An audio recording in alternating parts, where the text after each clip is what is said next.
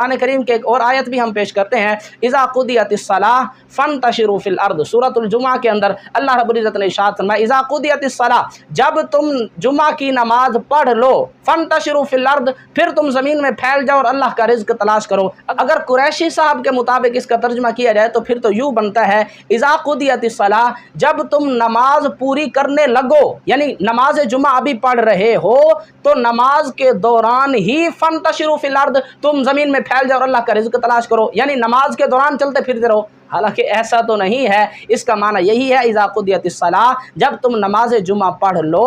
فانتشروا فی الارض، پھر تم زمین میں پھیل جاؤ اور اللہ کا رزق تلاش کرو۔ اسی طرح اذا صلیتم علی المیت فاخلصوا له الدعاء، اس کا معنی بھی یہی ہے کہ جب تم میت پر نماز جنازہ ادا کر لو، اس کے بعد تم زمین کے اندر پھیل جاؤ اور اللہ کا رزق تلاش کرو۔ چاچے اس کا معنی یہ نہیں ہے کہ جب تم نماز جنازہ ادا کرنے لگو تو اس وقت تم نے میت کے لیے دعا کرنی ہے، بلکہ یوں ہے کہ جب تم نماز جنازہ پڑھ لو، نماز جنازہ ادا کر لو، اس کے بعد تم نے میت کے لیے خالص بخشش کی دعا کرنی ہے۔ تو یہ چند آیات ہم نے پیش کر دی ہیں کہ اگر تم اذا صلیتم علی المیت فاخلصوا له الدعاء کا معنی یہ کرتے ہو کہ جب تم نماز جنازہ پڑھنے لگو تو اس وقت تم نے دعا کرنی ہے، تو پھر آپ ان آیات کا ترجمہ کر کے دکھائیں کہ ان کا صحیح معنی میں ترجمہ کیا ہوگا، دلیل پیش کریں اور ان کا صحیح ترجمہ کر کے دکھائیں۔ اگر آپ نہیں کر سکتے تو پھر آپ کو ماننا پڑے گا اذا صلیتم علی المیت فاخلصوا له الدعاء کا صحیح ترجمہ اور صحیح معنی یہی ہے